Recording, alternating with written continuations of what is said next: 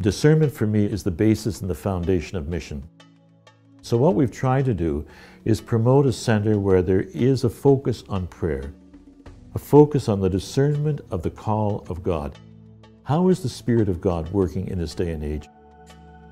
The fact that we still exist since 1918, and after all that, the things that have happened over the last number of years, is an indication that the Spirit has heard us in our prayer and has kept us going. We're called out into the world, but we're also called inside. And it's like discovering that God's primary language is silence, and that somehow in the silence, the boundaries that we create between each other disappear. At Scarboro Missions, prayer is an integral part of the life of the community, both in the way that Scarborough's priests and lay colleagues stay in touch with the spiritual meaning of their work together, and also in the way that they reach out to the larger community to assist people in finding new ways to enrich their prayer life. And I'd invite us to begin with the opening prayer, a reflection of Archbishop Oscar. Whenever we have a chapter, which is a meeting where we elect our new administration and we also set out directions and priorities for the coming number of years, that process is always a prayerful process. We also have others come who are welcome to use the facility, and they arrange the programs. For example, the Zen meditation. Sister Elaine McGuinness is a wonderful Canadian woman religious who has been responsible for an incredible program over the years. She's a Roshi, a Zen master, who has reached a level where she gives retreats to Buddhist monks, but she's a religious. I began doing Zazen in 1975 under her tutelage, and I've been doing it ever since.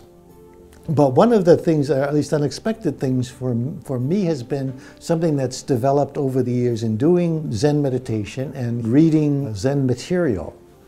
I've realized that it's another way of reading the Gospels. There's so much in the Gospel of St. John. It reads like a Zen tract, you know. The Father and I are one. You are one with me, and I am one with him, and we will come and be one with you. And it's just all over the place in John's Gospel. Zen is directing you towards an experience. It's calling us to reread the Gospels, not with our head, but with our heart. We have different prayer experiences. We try to open it up to any kind of a religious, prayerful experience that would place people in that context of discernment of the will of God. This centering prayer practice, as passed down by the Trappists and Thomas Merton, is not really a technique. Think of it as more of a way of entering into a deep relationship with the sacred. You can't do it wrong. There are 4 steps.